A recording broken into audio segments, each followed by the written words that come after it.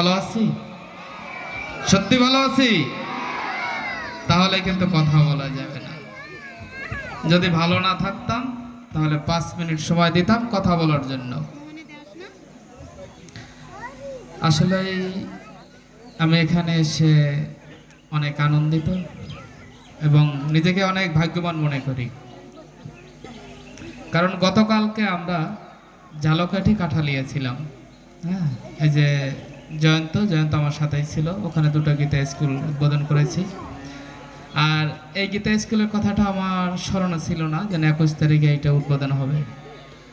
আমার প্রিয় একজন স্যার, হ্যাঁ, যে গীতা স্কুল উদ্বোধনের কথা বললে আমি না করি না কখন, কারণ যার আগ্রহে আমাদের কোটালীপাড়ার সনাতন ধর্মের ছেলেমেয়েরা অনেক সুন্দর ধর্মীয় শিক্ষা নিতে পারতেছে। শুধু আমরা যে গীতার জ্ঞান দেই তা না, আমরা কিন্তু নৈতিকতার একটা এটাও শিখাচ্ছি। তাই আমি অনুরোধ করব, আজকে যারা আছেন তারা অবশ্যই প্রতি শুক্রবার চেষ্টা করবেন আপনাদের ছেলে মেয়ের সঙ্গে আপনারা আসা। আমরা আগে একটা আদর্শ লিপি না বাল্যের শিক্ষা একটা পড়তাম, মাগো তোমার ছেলে যদি না জাগে কেমনে সকাল হবে। এখন সেটা উল্টো, মাগো তুমি যদি না জাগো তাহলে আমার সনাতন ধর্ম কেমনে টিকে থাকবে। তাই সবার আগে মায়ের ভূমিকা নিতে হবে। আমরা একটা ঘরের 4টা খুঁটি দিয়ে গেলাম, সে ঘরটা সাজানোর দায়িত্ব এখানে যারা আছেন তাদের। আমরা শুধু উপলক্ষ মাত্র। এখানে যারা আছেন এবং যারা পরিচালনা করবেন তারা যদি অ্যাক্টিভ হয়, তারা যদি চায় সনাতন ধর্মের ছেলে মেয়ে ধর্মীয় শিক্ষা গ্রহণ করুক, নৈতিকতা শিক্ষা গ্রহণ করুক, তাহলে এই গীতা স্কুলটা টিকে থাকবে। তাহলে কে কে আগামী শুক্রবার থেকে গীতা স্কুলে আসবো, একটু হাত জাগাবো।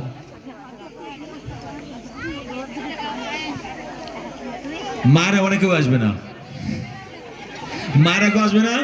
আমি ছবি নিয়ে আমি একা দেখছি, যদি কেউ না আসে তাহলে খবর আছে, আমি বাড়িতে ধরে নিয়ে আসবো।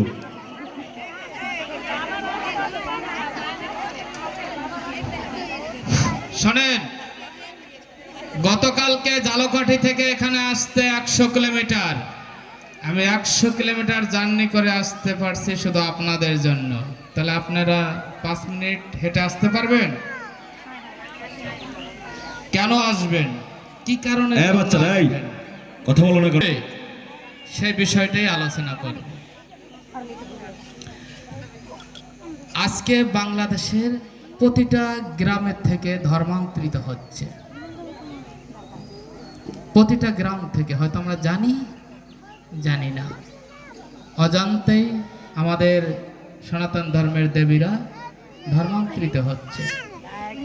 আমার সনাতন ধর্মের সম্পর্কে না জেনেই তারা ধর্মান্তরিত হচ্ছে। আমরা ছোট বাচ্চাদের কি করি, ছোট সময় শিখাই না যেন আগুনে হাত দিলে পুড়ে যাবে, তাই না? কিন্তু আমরা শিখাই না যে তুমি অন্য ধর্মের ধর্মান্তরিত হলে তুমি পৃথিবীতে যতদিন থাকবে ততদিন শান্তি নামের তোমার সঙ্গে থাকবে না। মায়েরা যদি চান তাহলে আমাদের এই সনাতন ধর্মটা টিকে থাকবে। আবারও বলছি, মায়েরা যদি চান, কারণ মা জানে তার ছেলেটা কেমন, তার মেয়েটা কেমন, তার মেয়েটা কোথায় যাচ্ছে, ছেলেটা কোথায় যাচ্ছে। আজকে ছোট বাচ্চারা যদি গীতা পাঠ শিখে, ধর্মীয় শিক্ষা শিখে, নৈতিকতা শিক্ষা শিখে, তাহলে 10 বছর পরে এই কাফিলাবাড়িকে নিয়ে মানুষ প্রশংসা করবে।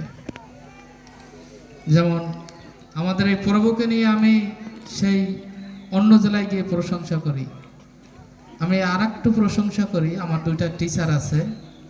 একজন আবার বৈকণ্ঠপুর, 17 বছর বয়স, 6টা গীতা স্কুলে ক্লাস নেয়, বৃহস্পতিবার আসলে দাদা আমার ভাড়া দাও। হ্যাঁ, 17 বছরের বয়স। আর একজন 12টা গীতা স্কুলের ক্লাস নেয়, নয়ের বাড়ি সুব্রত, তার মোটর সাইকেল কিনে দেওয়া লাগছে, সেও টাকা দিছে, আমিও দিছি।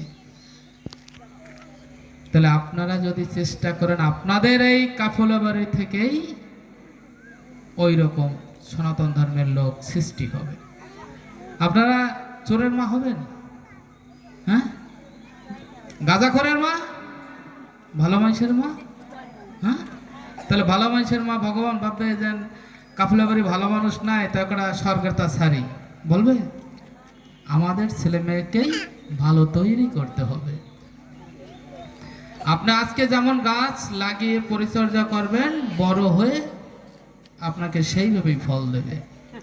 আজকে ছোট বাচ্চাদের যেভাবে লালন পালন করে আপনি মানুষ করবেন, বড় হয়ে আপনার সাথে, আপনার সমাজের সাথে কিন্তু সেইভাবেই ব্যবহার করবেন।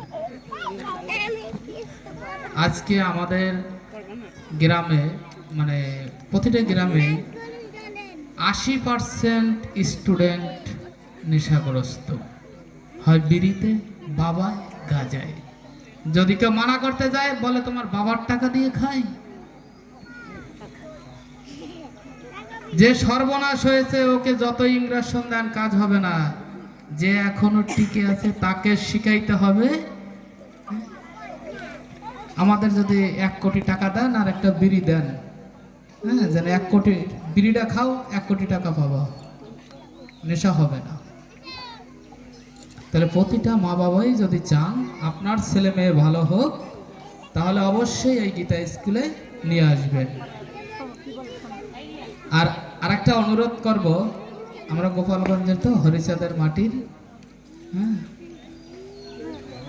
গুরুবাদের জন্য আমরা আজকে শেষ প্রান্তে, সনাতন ধর্ম গুরুবাদের জন্য আজকে শেষ।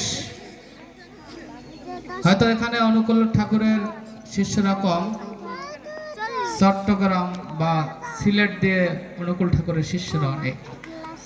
অনুকূল ঠাকুরের পরিবারের ব্যতীত তাদের আসনে আর কেউ থাকে না। হরিচাঁদ ঠাকুরের আসনে দুর্গা মা, কালী মা থাকে। হ্যাঁ, আমরা গুরুকে কখনো অভক্তি করি না, অশ্রদ্ধা করি না। গুরু বিনে কেউ ঈশ্বর প্রাপ্তি হবে না। কিন্তু আমরা যদি গুরুকেই ঈশ্বর মনে করি, তাহলে আর আমরা মুক্তি পাব না। তাই ভেদাভেদ ভুলে আমরা গীতা স্কুলে সবাই আসব। আমরা আসলে এমন মানে হতভাগা, আমরা জানি না আমাদের সনাতন ধর্মের কয়জন দেব দেবী।